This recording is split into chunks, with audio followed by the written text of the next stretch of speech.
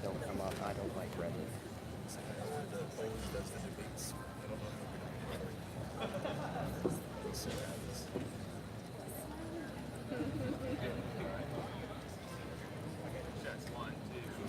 Can anyone hear me?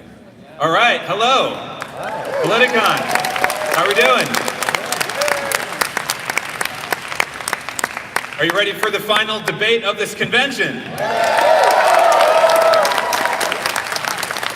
All right, well, we're going to upgrade this microphone real fast. This is on. Can you hear me? Yes, okay. All right, this is going to be a lot of fun. And you all know who we're about to welcome out to the stage. First of all, give a big round of applause for the host of the Kyle Kulinski Show, Kyle Kulinski.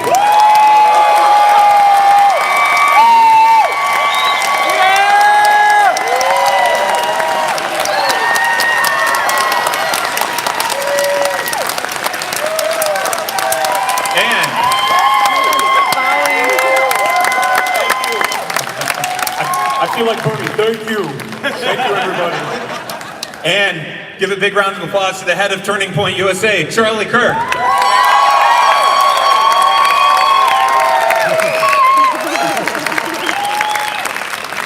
And my name is Stephen Olikar. I'm the founder and president of the Millennial Action Project. We're a nonpartisan organization working with the next generation of elected officials to bridge the partisan divide and strengthen our democracy. So it's a real pleasure to be here to moderate this debate. So shall we get started, guys? Sure. Yeah. So we have two rules. The first rule is that we will not be shouting over each other so the audience can hear what you're saying.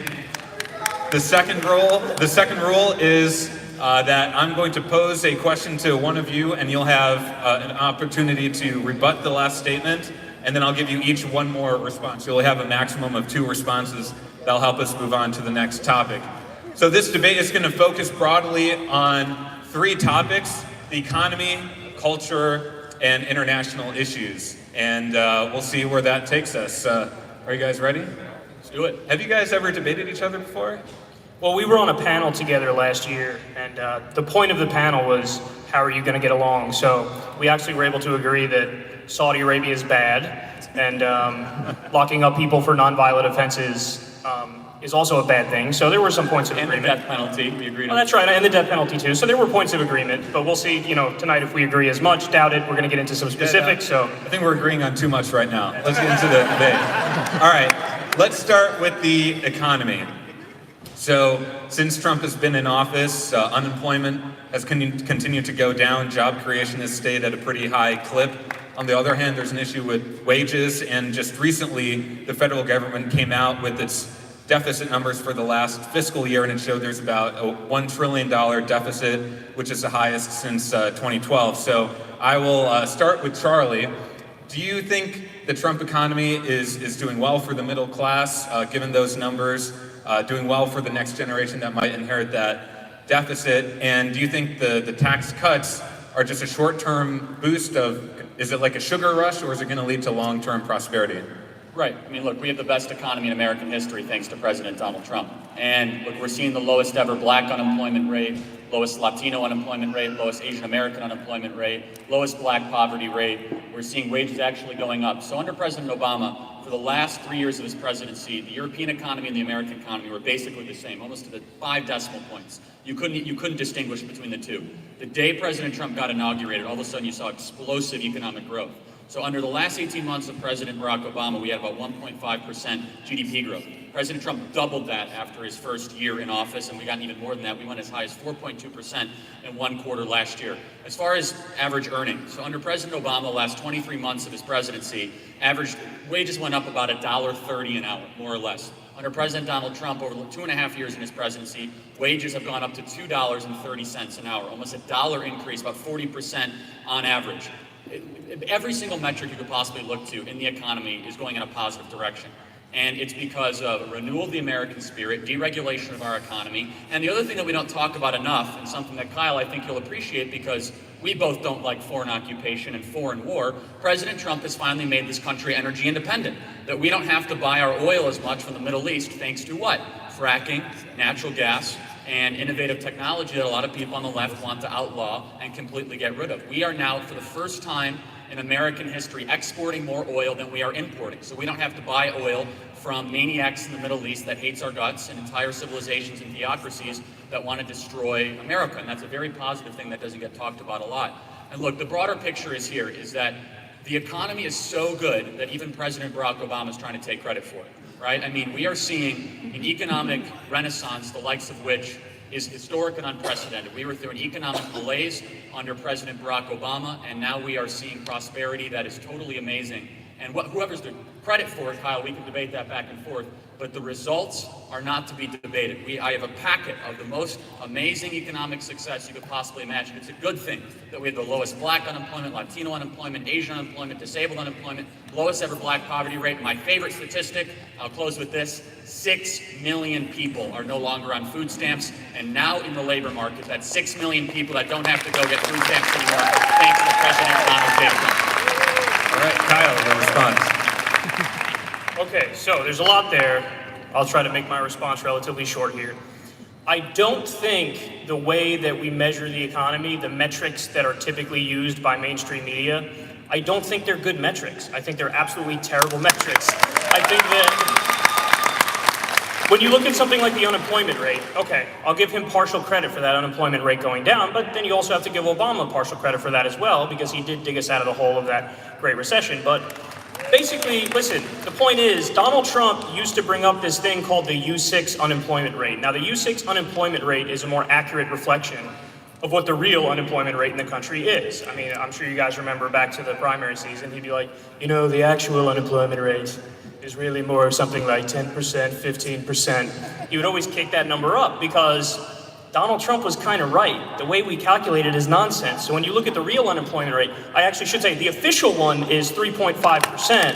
The U6 unemployment rate is 6.9%, so it's significantly higher than what's often touted by mainstream media. And you have to include the discouraged workers, you have to include the people who work on and off, and people who are part-timers who want to be full-timers. So there's this whole category called the underemployed, and that's another 22 million people. You have 8.6 million people officially categorized as working poor in this country. You have, this fact always gets me, I think it's incredible that 78% of Americans live paycheck to paycheck. 78%. That's nothing to write home about. And thank you, yes. And listen, half of workers make $30,000 a year or less, and 40% of Americans can't afford a $400 emergency. So actually, what I would have agreed with you on if you presented it this way is, man, Obama kind of sucked, but so does Trump. Number one, the U6 unemployment is lower under Trump than it was under Obama. So even if I were to take your argument, the U6 unemployment is lower. Number two, we have more job openings than we have actually people to fill it. Because of that, we are seeing wages go up, and I can prove it. So this is one of the most amazing statistics. Average income for under Bush, Obama, and Trump. So under 8 years of George W. Bush, average middle-class income, because you focus on middle-class earners, people that need money for an emergency, the backbone of our country, middle-class income went only $500 up under 8 years of President George W. Bush. It went up $1,000 over 8 years under Barack Obama. $5,000 in 2.5 years under President Donald Trump. $5,000. These are middle-class folks. So, Kyle, you're going to find agreement that people are indeed still trying to get ahead in America. I'm not going to say we're living through perfection, but boy, has President Donald Trump created the best economy in American history, especially for middle-class earners. And I'll say, you mentioned the working poor. So how does one help the working poor? Is it by taking money from job creators and entrepreneurs and risk takers? You might say yes. I would say no. I'd say the best way to help people that honestly need the help in our society, and President Donald Trump has demonstrated this, is through a robust and booming economy. And that's why one of the most amazing statistics is the poverty rate. I mentioned that. The black poverty rate is the lowest it has ever been. Poverty is a holistic measurement of income, of debt, of likelihood to graduate high school, the entire picture. It's the lowest it's ever been in recorded history in the black community. And that's something really to be said, Kyle. I don't play identity politics, so don't bring up black or Asian. Just tell me what the actual rate is. Look, these are numbers from the federal government, perfectly fair. So how about this?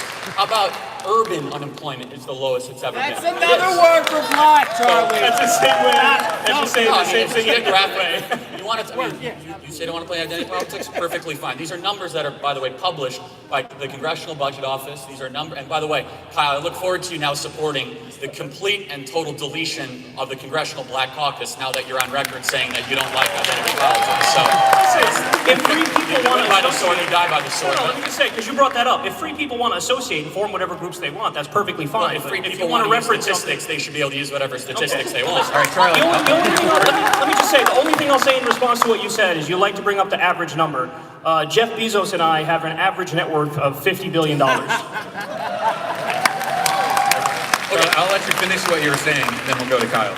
So you mentioned the tax cut, which I'm really happy to talk about. 22 million Americans, 22 million families, I'm sorry, so over 80 million Americans have an extra $1,000 in their pocket this year, thanks to the largest middle class tax cut in American history. This is one of the most misrepresented pieces of legislation in our country's history. I have to listen to the Democrats time and time again say this just was a handout for corporations and a handout for the richest of these. That is incorrect. This is the largest, most successful middle class tax cut in American history. Fact, a family of four with an annual income of $73,000, which is the median family income in America, saw a tax cut of more than $2,000, a 58% reduction in taxes, thanks to President Donald J. Trump. And so you care about middle class workers. I care about middle class workers. President Donald Trump has actually delivered results and success for the people that we care about, the middle part of this country that trusted them with their vote for the first time in a long time. I'm so proud that this president is able to say, I've made life better for people that both parties have turned their back on for so long. Okay, so here we go. Now, so if you want the truth about that tax cut bill, let's talk about it. First of all, will I give credit in certain areas? Absolutely, because I'm not a hack. So when it comes to, I'm not saying you are, by the way, I'm just saying that I'm not one. Thank you, Tom. So the good parts of that bill, the child tax credit went from $1,000 to $2,000. That's something we can agree on. Good. That's a good thing. The standard deduction was increased. That's a good thing as well. By the way, I like how we're both super tall and these mics are so low. It's so awkward to have to. It's got to be like that presidential, it's got to keep leaning Okay. over. Whatever. All right, so now let's get into it. That's the good part. That's the stuff I agree with. Here's the bad part, okay? In 1952, the corporate tax rate, it accounted for 33% of all federal tax revenue. Okay, you understand that? So the corporate tax accounted for 33% of all federal tax revenue. Today, corporate taxes only bring in about 8% of that federal revenue. So that means a giant tax cut for corporations. Trump looked at that and said, we should give them a bigger cut. So the rate went from 35% to 21%. That cost more than $1.3 trillion. Also, this bill scrapped a little thing called the alternative minimum tax. So what that means is that if there's a rich person who's got a team of lobbyists and a team of accountants trying to help them dodge taxes, okay? Let's say they get that rate down to 14%, their effective rate. The alternative minimum tax says, no, you have to pay a minimum of 25%. You can't deduct below that 25% number. This bill got rid of that because it wants the ultra rich to take all the money and run out the back door. If this bill was not for helping the rich, then why is it that they took the estate tax, which only applies to people with goddamn estates, and they said, hey, $5.5 million is the line, how about we make that $11 million? So in other words, a tax that only impacted the rich, he said, well, let's cut that one quite a bit as well. And furthermore, and the most important point about this bill is that people making $75,000 a year or less will actually see a tax increase over a decade. So what happened was all of the tax cuts for regular people, all the tax cuts for you, they're temporary, but the tax cuts for corporations and the rich, they're permanent. I'll let you respond in the context, because we're going to stay on the economy, because you've both addressed a lot of the key points. But one point You don't even need to be here. We could just keep going. But one point we did not address is the deficits and the debt. So if you can just address that in your response as well. I mean, you're going to find no disagreement that the debt and deficit is one of the most urgent issues of our time. And look, President Trump has submitted budget after budget to Congress that would balance over 5 to 10 years. And look, Kyle will and I will agree on this. One of the ways that we can balance our budget is ending these silly and reckless and morally objectionable foreign occupations of countries that we shouldn't be in. We can agree on this. And by the way, 2 things to this, done with an elite force of foreign fighters, thanks to President Trump's asymmetrical foreign policy. The leader of ISIS is dead in the last 24 hours. That's a thing that we should applaud. And by the way, that was done with an elite fighting force, no need for a foreign occupation. We can both applaud, the death of an ISIS leader that was totally and completely evil. And so, look, the debt and deficit, I'll tell you, we need dramatic spending cuts, and we need to, shrink the size and scope of government. We can talk about that at length. I think we're here tomorrow to talk about things that are happening in real time with President Donald Trump. I want to make 3 points about what Kyle said about the tax bill. Number one, Republicans in Congress tried to make the tax cuts permanent, and the Democrats objected to it. They filibustered it, and they never allowed it to happen. That's number one. So I agree that the tax cuts were not permanent for the middle-income workers, but it was the Democrats that prevented it from actually becoming permanent in the last 18 months. Number two, you talk about corporate tax rates and the percentage of the budget. Well, for those of us that understand and have studied the Laffer curve, we're actually seeing revenues go up. We have record numbers of revenues in the federal government go up because... And why is the deficit growing? Well, it's going because we're also increasing spending on ridiculous foreign occupation wars, something that I'm against. Okay, so we'll agree on that. We're increasing spending, but we're also cutting taxes, so I'm a big believer that we should cut taxes and cut government. So if you're gonna... My philosophy is quite consistent.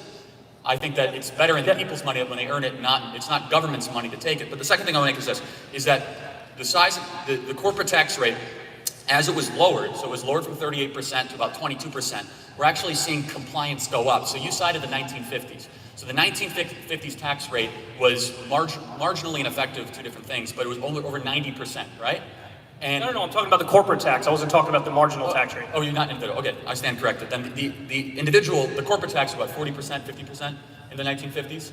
But Right, it accounted for 33% of all federal tax rates. Right, so now we don't have the numbers yet in, but it was 8% last year. It's projected to exceed over 13 to 15% because now corporations are complying with the actual federal tax rates, because that's what happens when you lower the tax rates. Less people put their money overseas, and more people comply with the actual laws on the books. The third thing, hold on, I want to get to some philosophy really quick. Let me respond just real quick. The effective rate went from 23% to 12%, so that's not true. The effective rate went down under Donald Trump. Corporation or individual? Corporate. 12% for corporate tax rate? Yes, the effective corporate tax rate went from 23% No, I mean, to 12%. It should be 0%, but yeah, that's perfectly fine. That's a very unpopular position. Please proceed. And I'm happy to elaborate on it. This is a bigger philosophical point, and this is where Kyle and I will find no agreement whatsoever, respectfully. Is it our money or is it government's money?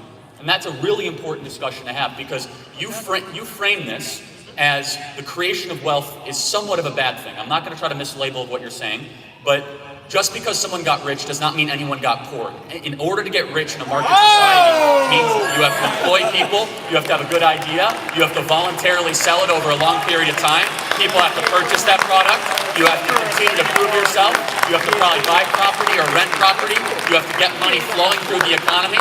Just because someone got rich does not mean they went around and stole the money away from people. Wealth creation in a market society requires innovation, entrepreneurship, something that makes every single person in this room richer. So when someone gets rich in a market society, they did not pillage and plunder and get that money with putting guns to people's heads. Instead, they were creative, they were entrepreneurs, and they were innovative, something that should be rewarded. And so that's where the philosophical difference is. You look at wealth creation as something that might be bad. I don't want to mislabel it, but your preferred presidential candidate says billionaires should not exist. I believe that every single person in this room that is using an iPhone, that goes to Amazon.com and uses Google and Facebook, your life has been made better thanks to the profit incentive that only someone that can become a billionaire is made possible. A market economy is the greatest, most assured way to create wealth for all people. Socialism is much more about hating the rich than helping the poor. I yield my time to Kyle. Okay, well, allow me to steal from your favorite, well, he's president now, but wrong. So, look, I just want to test your theory real quick on wealth creation here. So, I'm going to give you two facts. I just want a yes or no answer. Jeff Bezos has over $150 billion. There are 50,000 homeless veterans in this country. If you could take 1% of his money to end homelessness for veterans, would you do it? I hope he gives it voluntarily. I will not put a gun to his head. That's a no. I'll tell you why. First of all, that's a false choice. That's a false choice. Let me tell you why. It's a thought experiment, Because we have spent hundreds of billions of dollars to try to solve homelessness by taking money from the rich over the last 40 years. You want to solve homelessness? Stop electing Democrats. The city likes Los Angeles, San Francisco, Seattle. Donald Trump is president, Jeff and we have Bezos 500,000 homeless people. That makes no sense. I don't actually love Amazon or Jeff Bezos, but you're starting to make me like him even more throughout the course of the debate. Jeff Bezos did not make his money going around city to city with automatic machine guns stealing people's money away. Half this room probably uses Amazon on a weekly basis. You have to be innovative. You have to be an entrepreneur. He employs hundreds of thousands of people in an extraordinarily competitive market. He did not get it by being a robber baron. That's how you get rich in countries that are socialist countries. Wrong. You get rich in a capitalist society, you must have a good idea. People must believe in that idea and continue to purchase that idea over a But long Charlie, period dude, of time. there's this thing called a social contract. Oh, and this it's is a good. very Let's simple talk. thing. When did I sign that, Kyle? I must have missed it. Okay, well, you can go live in Somalia where they have none. Good All luck. right, so you believe in the Soviet theory that all of us are nothing more than a collective. I disagree. I didn't say that. believe- I said there's a social contract. Who do you think wrote the social contract theory? Well, I thought you liked the Constitution. I thought you liked our Right, founding the fathers. Constitution that talks about, this is so important. The Constitution actually rejected social contract theory. It said our rights come from what? From God, not from government. That government should not infringe upon your rights. The Constitution rejected coercive government action. The United States Constitution rejected the idea that actually the entire United States Constitution was a warning sign against having government come too much infringing of our rights. This is the actual philosophical debate of our time. Because Kyle, you look at the entire political kind of system and you say, okay, there should be more government action because we must look ourselves first and foremost as a collective. Therefore, Jeff Bezos, the only way he was able to get that amount of money was eventually try to exploit people over a longer period of time. I look at that and I say, wow, that is a beautiful thing that someone is able to create that much wealth for that many people. And guess what? And not pay his people a living wage until we forced him to. Hold on a second. We'll let Charlie finish and then you'll have a response. We'll move on. I believe in private collective bargaining. I also believe in a booming economy. We have more job openings than people to fill it. If people at Amazon are quite happy, when Alexandria Ocasio-Cortez said that Amazon's the worst thing in the world, she was responded to by Amazon worker after Amazon worker and said our wages are going up. We have wonderful living With conditions. Jeff Bezos standing right behind them. But again, I want to make myself perfectly clear. I'm actually highly critical of Amazon, and I'm really glad they didn't get the $10 billion taxpayer-funded contract for their company. However, I will take a definitive stand against the demonization of wealth creation in our country. Because Nobody's doing that. You're the talking question, to yourself. Well, your preferred candidate says billionaires should not exist. Yeah, but you know what that means, Charlie? Somebody could have $999 million and they're still really rich and they're Okay, going to be so let's okay. talk about that. And we can give people health care It's and we can important. give people college. So let's talk about it. The rule should not be how do we not have billionaires. The rule should be how did we create $22 trillion of wealth in this country? Is it because we have the most people? No. Most natural resources? No. It's because of a market economy that embraces risk-taking, entrepreneurship, and the individual. Countries across the world have tried everything from exploitation and stealing money away. India has more people. China has more people. The only reason China is able to get any sort of form of economic growth, they tried state-run coercion, is they actually embraced more market principles over the last 15, 20 years, despite the evil communist Chinese party. Kyle, here's the question I have for you. Do you believe when people create a certain amount of wealth, from Facebook or Google or Apple or Home Depot or Amazon, the companies that everyone in this room use, Coca-Cola on down, do you believe that's inherently exploitation, or do you believe they had to get that through voluntary transaction and enriching people all the way along the way? I don't believe it's inherently exploitation, but I also believe we need rules and we need referees. And I also think I totally that agree with I that. see shades of gray where you see black and white. And your whole thing is like, oh, the free market is so great, this it's is so an important wonderful. point. No, hold on here. Because I'm actually the real moderate on this because I think sometimes the answer is the free market, and sometimes, yes, the answer is government. Government is not inherently evil either. Government has done a lot of good things. I mean, So look, that shouldn't be controversial. If you believe in having the military, you believe in the government. If you believe in paved roads, you believe in the government. But right now, as things stand, we have a fourth branch of government. You'll agree with this. We have a fourth branch of government. We are the most regulated economy in the Western Hemisphere outside of some of the Western European countries. Federal Trade Commission, the Employment Prevention Agency, which is also called the Environmental Protection Agency. We have agency after agency, hundreds of agencies with unelected, unknown, and unchecked bureaucrats. And guess what? They favor the power of the well-connected, the few, and the rich that are able to afford the lobbyists. And you look at so Kyle, here's another question that I'm just always perplexed by. He wants to ask us a question, so let's let him No, jump. I mean, it's fine. Okay, but let me close the point. So you say, Charlie, I look at things as the way they are. we right now spend over $1 trillion of our own money to regulate the economy. That is far too much money. The best regulation is competition. The best regulation is encouraging more entrepreneurship. The best regulation is empowering individuals to be able to compete against the big power brokers that you think that need to be disrupted. Okay, so let's move on to culture. One of the big parts of Trump's campaign was talking about political correctness. So Kyle, I want to get your thoughts on this. After a few years, how are we doing on that issue? Where do you draw the line? And generally, how do you think our political climate has improved or gotten worse since that time? I mean, honestly, this kind of bores me, this topic, because it's like, okay, whatever, political correctness. I think I'm relatively politically incorrect. I say things that piss people off all the time. I mean, it is what it is. But my problem with the right is that oftentimes they take this term of political correctness, and what they really want to do is use that as an excuse to say things that are factually incorrect. So when Donald Trump goes out there and he says, for example, like he did on the campaign trail, that we need a total and complete shutdown of Muslims coming into this country, that's not politically incorrect. That's just incorrect. You're just a dick, because there's like 1 billion people who are Muslims.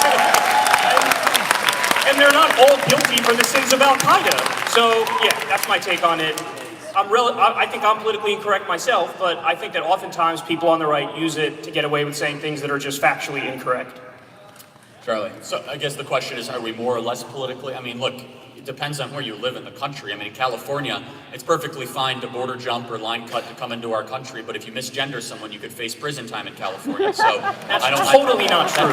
It is. The law is on the books. There is a law on the books that if you're an employee of the state government of California, if you misgender someone as an employee of the state of California intentionally, you could potentially go to prison for workplace harassment. That is speech police. This is hyperbolic nonsense. We have the First Amendment, and that's the supreme law of the land. Opinion, you're not entitled to your own facts. I visit college campuses all the time. A lot of what you say is... You're so oppressed, bro. Go wear a diaper again. I visit college campuses all the time, and I'll tell you, Kyle, if you saw, and I think if you're intellectually honest, you'll agree with this, that the speech police that happens all across the country, where it's telling people that they can't say certain things, where they're cracking down on saying America's the greatest country in the history of the world. I have to say that these are the types of things that should be really concerning. And there is a death of free speech in this country, and people like Bill Maher really respect that and understand that. I agree with that too. That stems from political correctness, right? That comes from the speech police, but you're really only seeing it on one side. No, that's not true at all. I believe in free speech, which is why I think Colin Kaepernick should be in the NFL right now. Yes. Well, Colin Kaepernick was never fired from the NFL because he decided to kneel during the national anthem. He's not in the NFL because he's a horrible quarterback. What? Yeah, look at all these NFL experts over here. I'm sure they know. If Colin Kaepernick was any sort of decent quarterback and not throw 14 interceptions and only 8 touchdowns in his last season with the San Francisco 49ers, of which they are now undefeated thanks to Jimmy Garoppolo doing a lot better than they were under Colin Kaepernick. And the new coach. This is very interesting. Do I believe that Colin Kaepernick had a right to be a fool and kneel during the national anthem? Absolutely. Being civilly disobedient is a right. But you know what? I also have a right to call him unpatriotic and disrespectful for kneeling during the national anthem. While it is paid as a kind of tribute to our best. Excuse me, why is it that when left-wing people protest and when they dissent, all of a sudden it's unpatriotic and you hate America? Why can't it just be, no, these are my ideas and I think these would fix the country even if you don't agree? See, I'm willing to grant you that whatever you say, you actually are saying it because you want to fix the country. But why is it that you don't give lefties that respect? All of a sudden when there's somebody on the left, you think, oh no, it's because you hate America. That's why you're saying X, Y, and Z. Well, I'll tell you exactly why.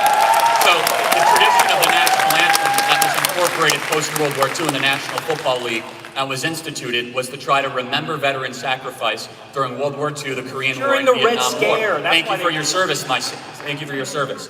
And the reason that Colin Kaepernick was being selfish is during a moment when you're supposed to be somber and reverent, when you're supposed to reflect on the blood and the sacrifice that veterans put, he decided to make the cameras point at him. Not point at the veterans, not point at the flag. It was selfish for him to do that.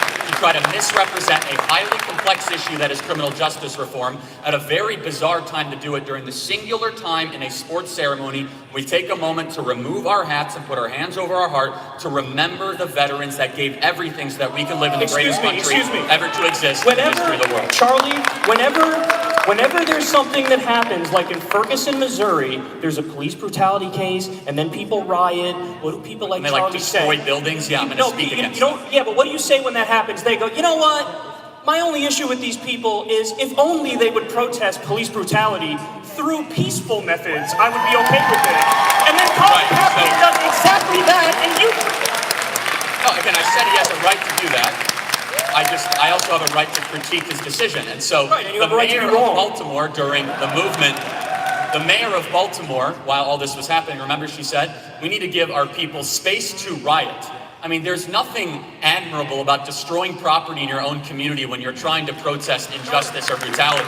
I'm not sure what kind of argument Charlie, listen, the point, right over your head. I agree with you. Rioting is bad. That's why I think what Colin Kaepernick did is good, because he's protesting through peaceful means. Of course, sure. So, and I'm saying he was being a selfish individual that was all about himself during a ceremony that was also about veterans. So we're talking in circles here, broader about political correctness. I'm not the one that's going to say Colin Kaepernick should not have a right to do that. In fact, I defended his right to be incorrect and his right to be selfish and his right to be wrong.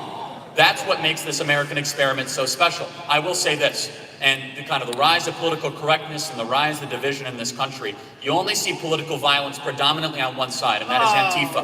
You do not see Trump supporters waiting outside of Bernie Sanders rallies, punching them in the face. You do not see people wearing MAGA hats, assaulting gay journalists in the streets of Portland where no people are arrested. You do not see people wearing nationalist MAGA hats, terrorism, punching people in the face. Something of which very important point, Kyle. Guess what? I denounce it, the president denounces it, yet half the people running for the Democrat Party have not denounced Antifa. Why do people running for the Democrat nomination not denounce Antifa? A paramilitary organization that goes around and pounds people on the head if they dare disagree with them. Could you imagine for a second if people were wearing MAGA hats and going and beating journalists in the streets? I can, because they would be rightfully arrested. Yeah, right? Literally. So we want to talk about culture. Show me where conservative Antifa is. Show me a well-funded, well-organized an organization that was not denounced by the president or people like it that go after political opponents. You can't find it, and there's a reason why the Democrats will not denounce Antifa. It's because if you want to see the face of the Democrat Party, I'll show it to you. They're wearing a mask. All right, Kyle gets the last word on this. Charlie, you're not debating the Democrats. You're debating Kyle Kulinski. If you just asked me, it would have been very simple. What do you think of Antifa? Do I denounce Antifa? Yes. I denounce political violence. But I think it's really interesting that you started this whole rant by acting like political violence is only on the left. That's the dumbest fucking thing I've ever heard in my life. So show me a singular instance where there are people wearing MAGA hats waiting outside of a leading Democrat. I'll do you one better. How about a guy named Caesar Sayoc who murdered people with a fucking MAGA hat on? He sent bombs to Republicans. He sent bombs to Democrats. That guy was mentally unhinged, and I'm not going to defend him. And Trump was a Democrat too! How about the shooter in Dayton, Ohio, that said Elizabeth Warren was his hero, and then he went and shot 10 people? What about that, Kyle? We can go back and forth all day long. Real dangerous. Or how about the guy that shot up the congressional baseball field that loved Bernie Sanders? We can go back all day long. All right, we're going to move on. We're going to move on from this. All right, let's move to another space here on the international front. Right. One of the big issues today is the issue of foreign corruption and influence in our elections. So I'll start with you, Charlie. Is it appropriate for a president of any party at any time to solicit assistance from a foreign country to influence our elections? No, and that's why Hillary Clinton should be tried and put in jail for what she did. Yeah, we all agree with that. Presidential candidate to the Ukrainian phone call is one of the most intentionally misrepresented phone calls that you could ever come across. He never asked a foreign president to try to intervene to investigate Joe Biden. Instead, the favor he asked for was to try to go after CrowdStrike. It was the president of Ukraine that first brought up Mayor Giuliani. It was the president of Ukraine that brought up the topic of corruption. This phone call is being intentionally misrepresented. And guess what? It was a setup from within our own government. Congressman Adam Schiff changed the whistleblower laws. He met with the whistleblower well before it became public, sat on it for over 2 months. And there's a lot around this, and so if we're talking about foreign collusion with adversaries, I think we should, we are looking into the origins of the Russia investigation in Fusion GPS, which is now a criminal investigation, and we'll see what happens. Kyle. Okay, so you were almost there, Charlie. You were so close, but so far at the same time. So, okay, you're actually correct about one thing you said there. Hillary Clinton did indeed try to get foreign help in the election against Donald Trump with Ukraine. But I don't know why you have to be so hacky when you say Trump didn't try to do the exact same thing. That's exactly what he did. So, show me in the transcript, where did he do that? There's a reason why Donald Trump's only response now is, there was no quid pro quo, no quid pro quo at all. Because that's his only dodge, because he was obviously trying to get dirt as well on Joe Biden. Show me when he did that. He was asking for the president to go after CrowdStrike, which was foreign meddling in our own election. He never, ever said, ever go after Joe Biden. The idea of corruption. He was talking about Burisma, and he was talking about the money that Joe Biden was getting paid. Burisma was never mentioned in the phone call. Now you're inferring, you're looking into it. You don't have to infer it. He wants him to investigate Joe Biden. What do you think he's never investigating him said for? Puppies and rainbows? He said, That's for the money he was getting paid. Go after CrowdStrike. This is a very important thing, because if you look at the actual transcript of the phone call, and you look at who brought up the topics. Right, and by the way, there was no quid and no quo, because the Ukrainian president time and time again said the aid was not intentionally withheld. We didn't even know the aid was withheld. We never made calls about the aid that were withheld. Doesn't matter. He was still trying to get dirt, and that's obvious. Listen, but show me in the call where it says that. I mean, hold on now. Please, you sound like Trump with the literal, a direct literal interpretation of this is exculpatory of me. Everybody knows what he was trying to do, because he runs the government like a mafia boss. Now, you could like that or dislike that, but it is what he was trying to do. Now, here's the difference between me and you. The difference between me and you is, I will admit that Hillary Clinton did indeed try to reach out to the Ukrainian government to get dirt on Trump, and in fact, that's how we learned about Paul Manafort and his corruption, is because Hillary did reach out to the Ukrainian government and did get dirt. Now, I'm willing to say in the case of Hillary Clinton, that's dead wrong. You all need to ask yourself, why is it he can't admit the obvious on the other side? Why is it Donald Trump did nothing wrong at all? It's ridiculous.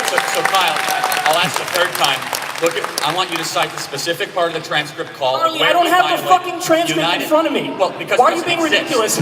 Because if it existed, if this smoking gun existed, people would say, here's what he said wrong, and here's the specific U.S. criminal code that was violated. It simply does not exist. Instead, they're inferring, they're saying, this reads like how a mob boss. We got it. You can say much this deal, Trump did nothing wrong. Next question. This all comes down to this.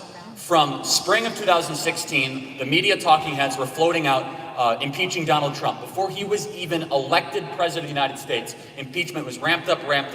And Kyle, you totally and completely agree with this. I know this, that there was something so suspicious and so immoral and so wrong what our own FBI and our own internal government did to this president, to plant information, to use the Democrat National Committee to collude with foreign adversaries, to lie to a FISA court judge, and spy on a political opponent that you might disagree with. And I hope justice will finally be held with that. However, Kyle, I understand that there's pent-up anxiety and dissatisfaction with this president because he won an election that he wasn't supposed to win. However, that does not give you the license to misrepresent what he has done. And time again, the Democrats swing and miss. For 2 years, I was promised some sort of big, huge bellwether revelation of the Mueller report. Oh, Mueller is coming, $30 million taxpayer-funded investigation, and they found absolutely nothing. And what did they do as soon as the Mueller investigation ended? As soon as the Mueller investigation ended, they went to the Ukrainian investigation. This goes down to two very simple things. Number one, they have not accepted the democratically elected president of the United States who won an election he was not supposed to win. Number two, they hate Donald Trump a lot more than they love America.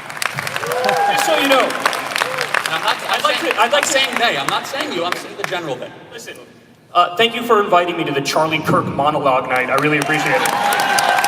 I'll let you finish on this. Right. Okay, so let me respond to that. I'll sum up what he just said in a really simpler way, and you won't have to sit through it all. Donald Trump, good. Democrat, bad. Very high-minded, Charlie. Thank you very much. So anyway, here's the difference. I'm willing to admit when Democrats do something wrong. What Charlie Kirk will not admit on this stage here tonight is that Donald Trump owns a hotel in Washington, D.C. And oh, would you look at that? The Saudi government just happened to funnel him $300,000 through through that hotel, oh, would you look at that? Donald Trump just approved a multi-billion-dollar weapons deal that goes to Saudi Arabia as they're committing a genocide in Yemen. Now, hold on. Now, I get the sense that if I gave you that exact set of facts, and it was the fucking Clinton Foundation, you'd be pretty fucking pissed off. But with Donald Trump, it's no. All right. You mad, bro? Oh, damn right I'm fucking mad, because you're not willing to criticize him for fucking anything. So, all right, Charlie. I'll let you respond, but hold on. Let me add another dimension to this because Not protest too much, I think, is how the old goes. But. So, this has been framed in the lens of corruption. Yeah. And so we've talked about what Biden's son did. So how do you weigh the corruption of what Biden's son did with what the Trump kids are doing internationally? Do you put them on the same level? Yeah, I'm happy to respond.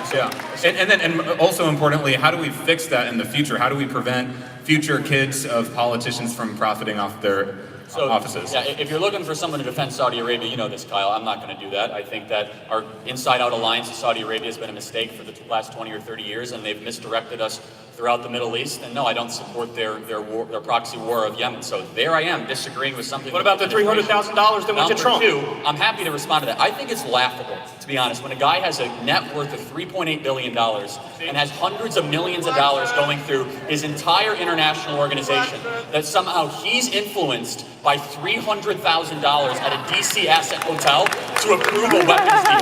I mean, if that, there you go. You're the conspiracy theorist if you think that's actually what's happening. Like, I'm going to approve a Saudi weapons deal because my companies do hundreds of millions of dollars, and I don't know, the Saudis bought did $300,000 in hotel nights. Let me go to Joe Biden. Kyle has similar distaste for the Biden family, so I'm not going to loop him into my critique here. However, conventional Democrats are protecting Joe Biden and yet trying to parallel it against Trump. Here's the big difference. As soon as Biden took office in 2008 as vice president, Hunter Biden went forth and sought international deals. He went on a board in Burisma that he was totally unqualified for, that he didn't speak the language, he had no familiarity with the territory or region. He had no understanding of natural gas or upstream development, earning $80,000+ a year. Not to mention his deal with the Chinese, where he went on Air Force Two halfway across the world with Chinese officials, and 6 days later secured a $1.5 billion investment deal for his fund, of which he was uniquely unqualified to run for. What's the difference with the Trumps? The day that their father became the president of the United States, they stopped all international business deals. They did not sign one new deal. The only international business that they did were deals that were on the books for 5+ years more. Kyle, you're entitled to an opinion, but you're not entitled to your own facts. I know, Charlie. Nice political talking point you got there. Who'd you get that from? John Kasich?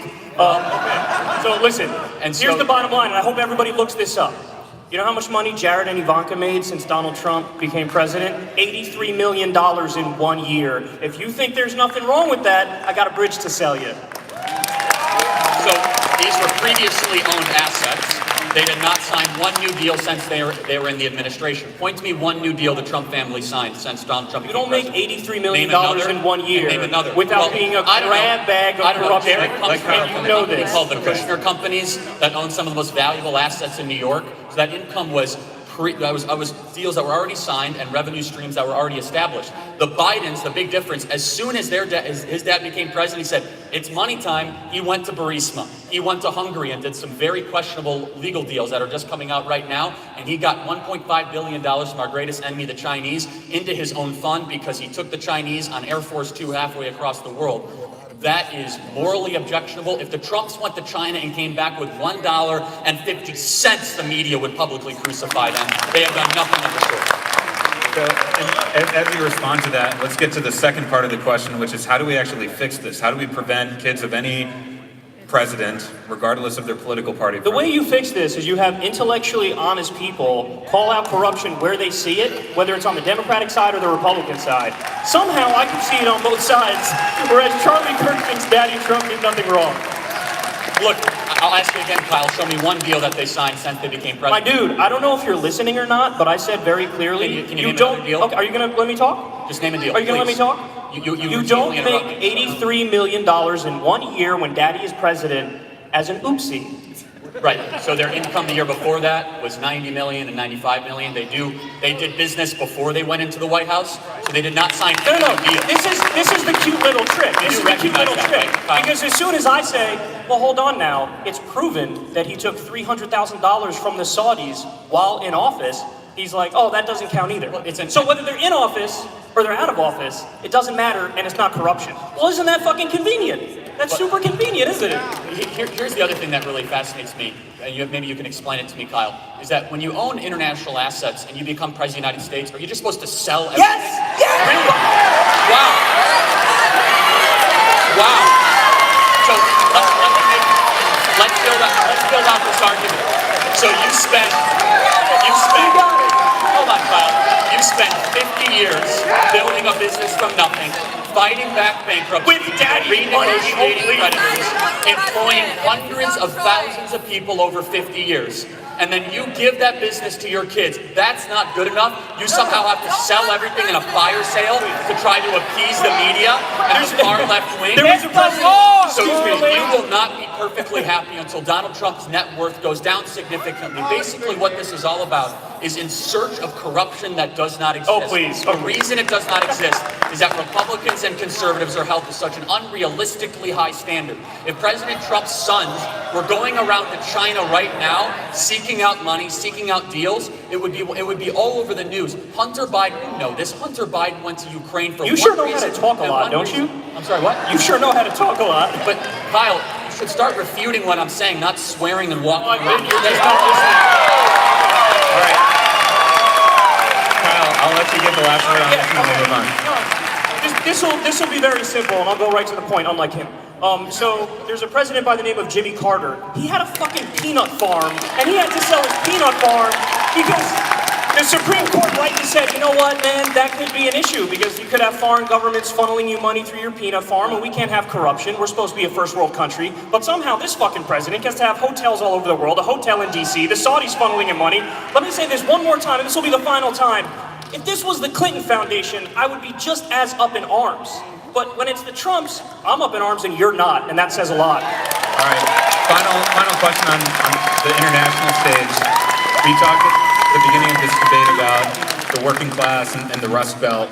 Are we winning the trade war? Depends. Look, I think one of the longest lasting and most important legacies of this president is reorienting our entire foreign policy towards our greatest enemy, which is the Chinese Communist Party. Both parties, Bush and Obama together, had a bipartisan agreement to try to continue to allow China to dump products into our country and hack our cyber grids and build Confucius Institutes on our college campuses while middle America was continually disenfranchised. And guess what? There's going to be I believe, a very good deal struck on trade with China very, very soon. And China has been screwing the world for so long. They have the world's second biggest economy, yet they're still classified as a developing nation. They're allowed to pollute unrestricted without any sort of oversight whatsoever. And this president, I think there's a lot of bipartisan agreement. I think you'll agree with this, Kyle. Reorienting our entire foreign policy and our entire national conversation against the rise of China. And guess what? I totally stand with the people of Hong Kong, unlike the National Basketball Association that just wants to continue the money flow from China coming there. And so look, I think absolutely, and we've already seen President Trump renegotiate NAFTA, yet Nancy Pelosi refuses to move the USMCA through Congress. We've seen President Donald Trump sign a historic trade deal with Vietnam, sign a historic trade deal with Japan. And guess what? I'm a big believer in bilateral trade deals. I think the Trans-Pacific Partnership, my goodness, NAFTA, TPP, all this stuff should be blown up and done bilateral trade deals one by one, and that's much more long-term sustainable than just having these globalist type, trade deals that benefit the rich, the few, and the well-connected. All right, Kyle. The question was about... Are we winning the trade war? Yeah, that's a complicated question. You have to look at the net job loss or job gain. And there are some specific industries that did well as a result of the tariffs that Trump put out there. I think the steel industry is doing better as a result of that. But then there is this other backlash effect where other industries are hurt by it.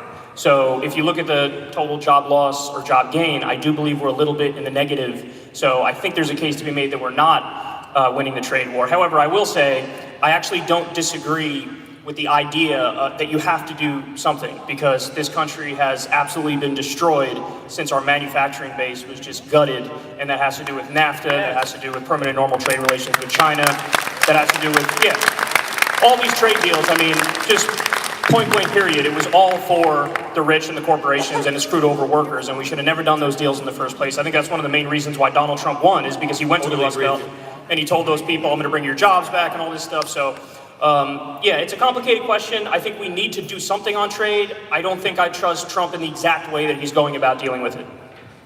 All right, so final question here, and we talked about this a little bit backstage, and it's not really a point of debate, but something I think you've all heard through all of the answers is a libertarianism on both sides. You've talked about being kind of a libertarian left, and you have some libertarian tendencies. How do we, and that leads to some unexpected areas of common ground like we just saw on the trade issue. How do we create some space for that in our politics where the populist left and the populist right can unite on some of these issues? Yeah, so I think we're actually already doing that, because you could see that, for example, Mike Lee, Republican Senator of Utah, and Bernie Sanders, they worked together to use the War Powers Act to basically try to stop us from arming Saudi Arabia and helping them facilitate a genocide in Yemen. So you do have, exactly, that's right, that's a really good thing. So,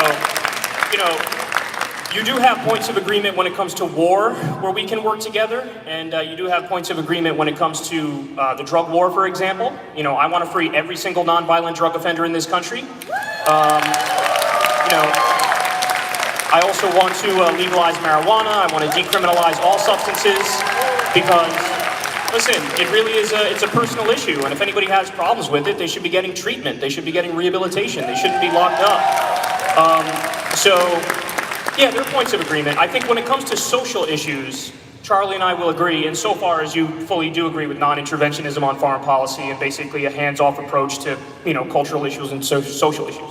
Yeah, and look, so here's one thought exercise, and I do want Kyle to have, I know we're running out of time, but we'll agree, but I don't totally agree with everything on foreign policy, but we're more in agreement that we should have a more restrained foreign policy. Drugs, I wouldn't, that's too far for me, but I do think decriminalization of certain substances is perfectly fine. But here's what always perplexes me, and Kyle, backstage you called yourself a libertarian leftist. Is that a correct way? That's a fair categorization, or populist left. Okay, so here's something, and maybe you can explain it to me. I'm skeptical of government in all forms. So I'm skeptical of the government that locks up the people that are wrongly accused, skeptical of the government that declares war on the country that is incorrect and invades the sovereign country. That's also why I want to restrain federal bureaucracy and federal regulation. If you don't trust the government, Kyle, why do you want the government to run our healthcare and take all of our guns away? Good question. That's actually a very good question, and I'm more than happy to answer it. So it's because I'm also an empiricist.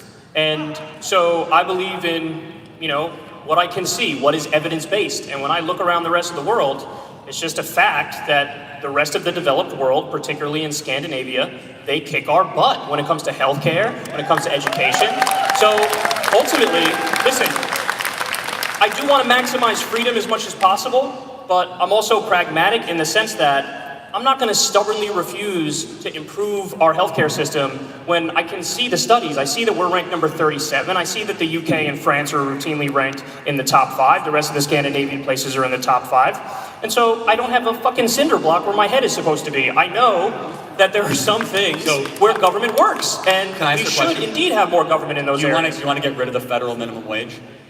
Oh, I want to increase the Scandinavian countries, except Finland, have no federal minimum wage. That's a good point, but yeah, so we should get rid of the federal minimum wage. Tell them why that is. That's because they have unionization for everybody. Exactly. Yeah, they voluntarily collectively bargain. Right. Sweden has, I want to close this point. Sweden has universal school choice. They have higher degrees of economic freedom in Norway, Sweden, Finland, Denmark than in America. They have, like I mentioned, they have no federal minimum wage. There's also some bad things in the Scandinavian countries, like a 200% tax on cars, like a 22% VAT tax and sales tax, like the average income tax, 48% for the middle class, not the rich.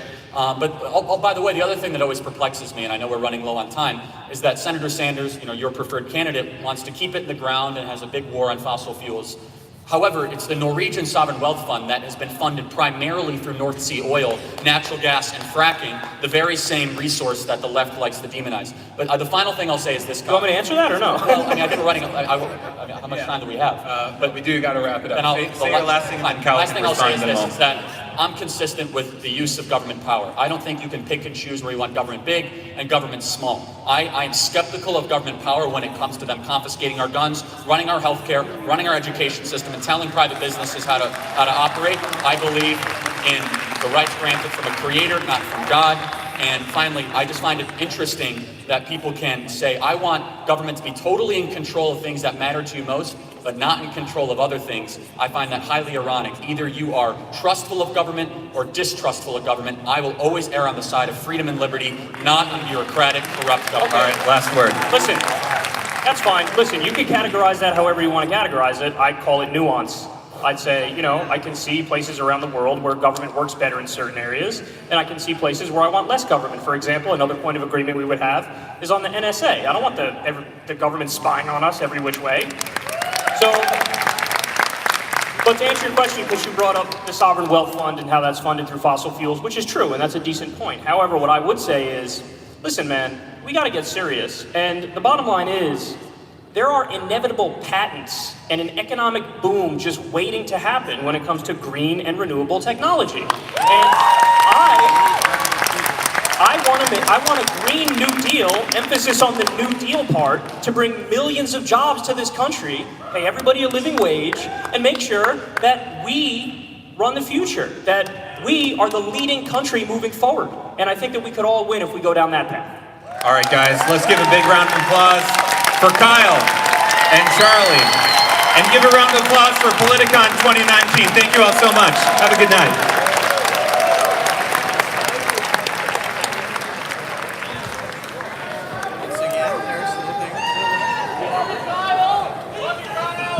Take care.